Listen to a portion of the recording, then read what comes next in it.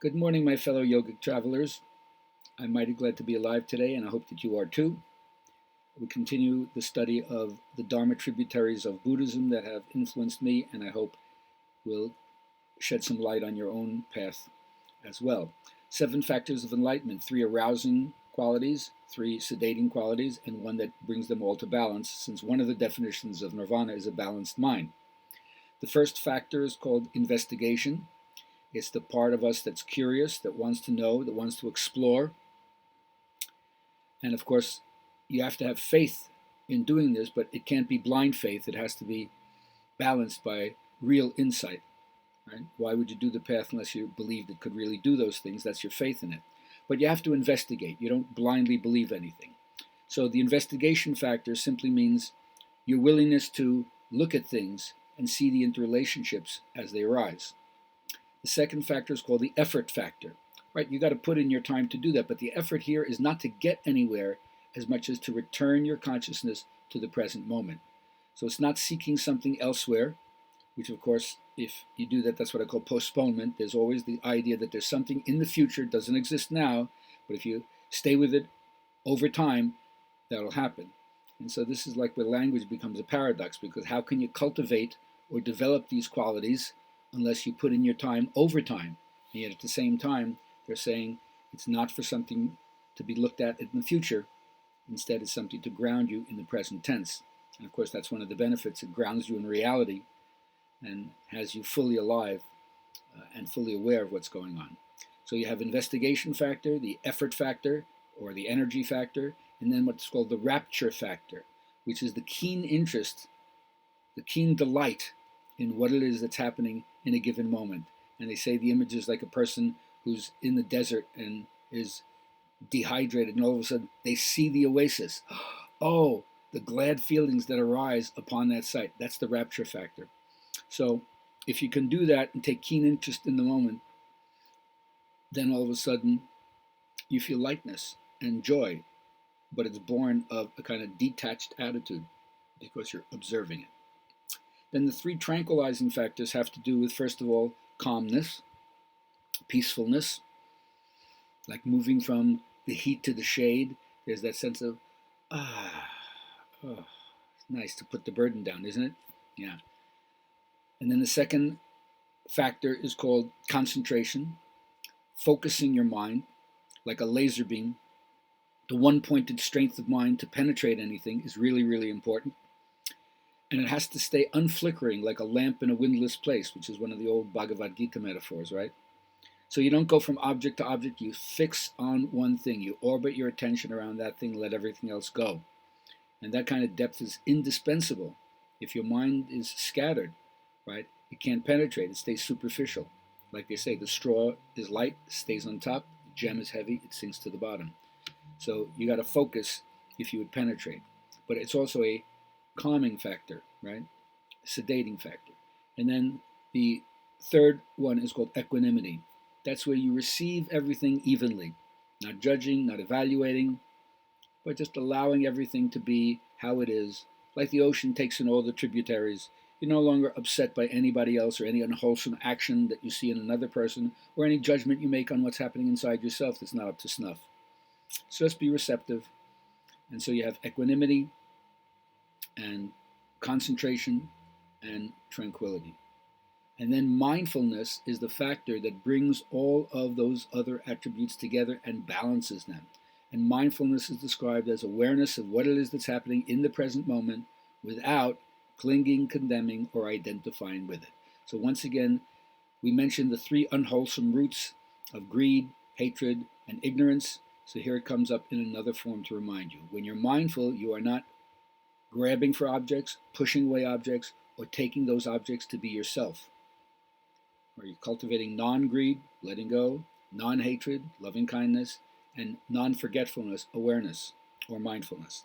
So those are the things to be looking for in terms of developing your practice. Investigation, effort, rapture, tranquility, concentration, and ultimately equanimity. And then mindfulness is the magnet that draws them together, balances them, and leads you into a path that's really life-changing and life-saving. Now, I like to tell you certain stories that also remind you of different ways you can approach the path. One of my favorite ones is from the Zen tradition. Zen is a word that was translated from the Chinese Chan, and Chan, Chan, was translated from the Sanskrit Dhyan, dhyana, and so they all emphasize meditation. Concentration first to start the mind, focusing, and then in-depth absorption into that on an ongoing basis till you reach one of those samadhi states of a fusion between the meditator, the object meditated on, and the process of meditation. So I love some of these old stories because they just kind of give you a hint of the power, the depth, the rascaliness of these masters, these tricksters, who find many different ways to get you out of your normal stupor and awaken you to the ecstasy of being alive.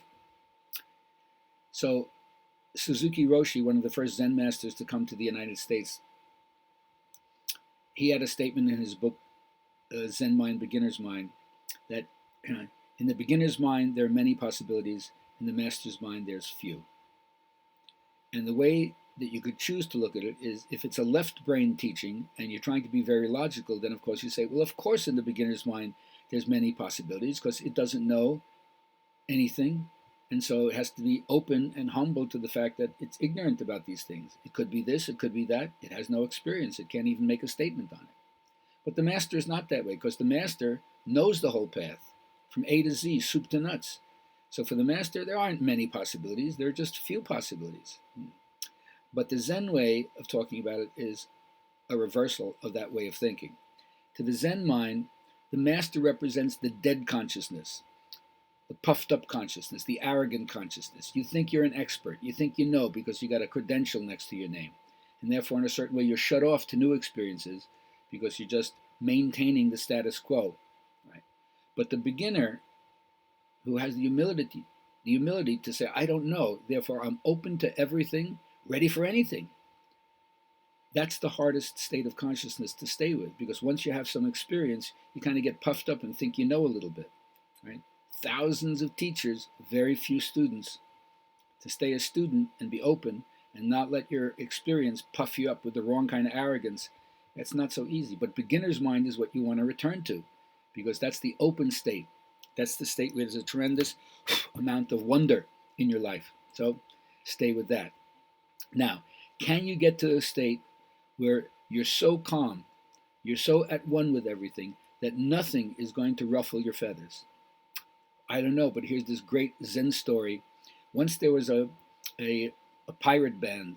The brigands were so cruel, so tough, that when they descended upon a village, the village knew already, if everybody doesn't clear the village so they can just rob you blind, anybody who's left in the village, they'll kill you on the spot, no mercy.